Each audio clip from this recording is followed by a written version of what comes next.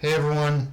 Okay, so to start, I wanted to avoid talking about this for a while longer, but with Yamato having formally introduced herself to the Straw Hats, I may as well, which is that as we see in the episode, Yamato's basically kind of like propositioning herself and just kind of like auditioning in order to be a member of the Straw Hats.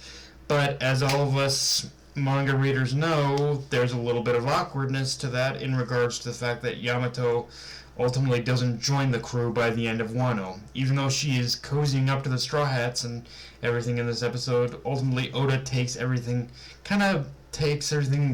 back by the time the Straw Hats leave Wano. She pretty much stays behind, and the thing about this is, revisiting everything within the aftermath of Wano that leads to that narrative decision is kind of interesting to me, because in retrospect, I don't think Yamato being a Straw Hat was really ever going to happen. At least not by the time we got to this point.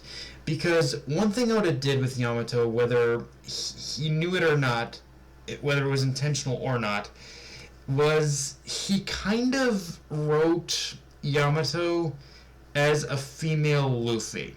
Like everything that defines Luffy's personality, his quirks, his emotional tics, they're kind of all things that Yamato is as well. And in that sense, you would think that would make her a perfect member for the crew.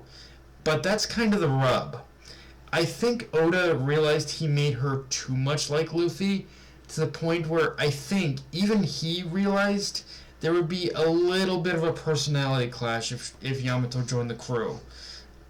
Like I genuinely think that's probably what was pretty much going through his head at the time. That he eventually that probably like that maybe at some point there was this intention he had of her joining the crew, but by the time he reached the end of Wano, I think he realized, oh crap, I made her a little too much like Luffy. What do I do now? But and so because of that, but even under those circumstances, I'm not entirely convinced even now that he intended her to join the crew either. Because when her devil fruit was revealed to be like a sacred treasure of Wano, and that the animal, the zone animal that she pretty much transforms to, was even more so a sacred protector of Wano itself, that's where I started to question whether she really was going to join the crew, and that maybe Oda was setting Yamato up to be sort of the protector of Wano. And I think it's for that reason, honestly. I was never, unlike so many others, I've never been overly bitter at Oda for making the decision he did, because revisiting, again, that one moment Yamato had with the Straw Hats, as well as kind of just looking back on everything else that I just mentioned, it kind of made me realize he was kind of, I think he might have been playing up the idea for joining the crew as a bit of a gag, as a self-aware gag. Like he knew people would want her to join, so he just kind of played it up as a gag. And while a little sloppy in execution, ultimately I think it does fit. I think it does fit better narratively in order for her to like stay on Wano because it does fit narrative for her to stay on Wano, because it's that sort of parallel of whereas Kaido wanted to conquer and subjugate all of Wano, like Yamato only wanted to ever protect Wano. And so that in itself, I think just that parallel in itself as well, I think does kind of set her up for basically the reveal that yeah, she's going to stay behind on Wano to protect it. But it is, again, all this is kind of conjecture on my part, obviously, but it is something I have thought about upon closer examination of all this stuff, and just the closer we get to leaving Wano, honestly. And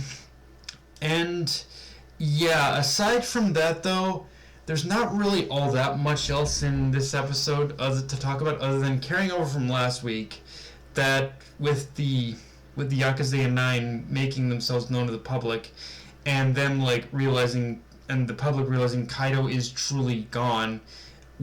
I like how we get to see the entirety of Wano like finally being able to break down, cry, and just celebrate their freedom at long last. Like even if the nameless people of Wano aren't characters you're invested in, it's just one of those moments that fills you with the good chemicals. Seeing these people who have been oppressed for so long being able to finally celebrate their freedom at long last, just being able to just cry, just being able to let their tears out that they're finally free.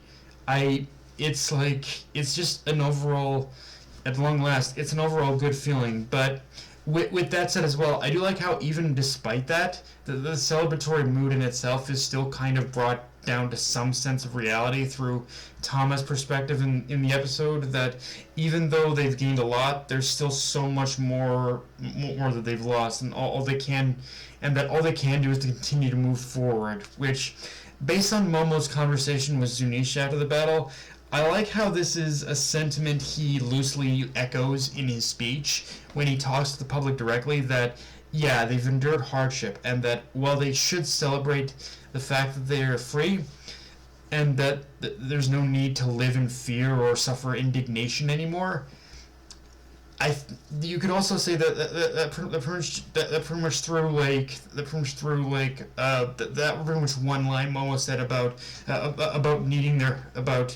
about how he's still inexperienced, he's still young, he still doesn't know how to properly lead, that he needs their help.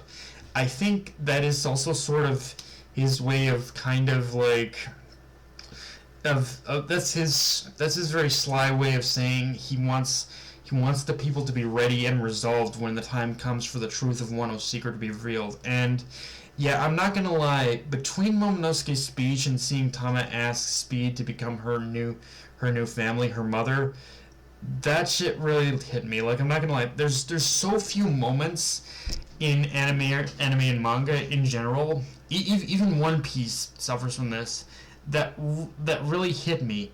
But seeing it all come together in the end really got to me. Like, I'm not gonna lie, I did choke on some tears a bit in this episode, and it's just one of those things that's just makes you feel such a good feeling. And I especially love how the anime really expanded upon just how much Tama herself has had to endure growing up, but pushed forward regardless, but kept pushing forward even after she met Hitetsu, that she suffered so much, but in the end she can finally say it's all over. I kind of really appreciate that part especially.